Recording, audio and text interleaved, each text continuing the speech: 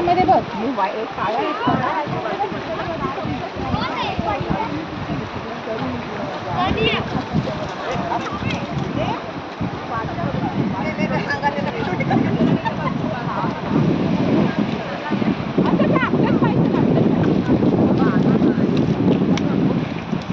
ए वैदे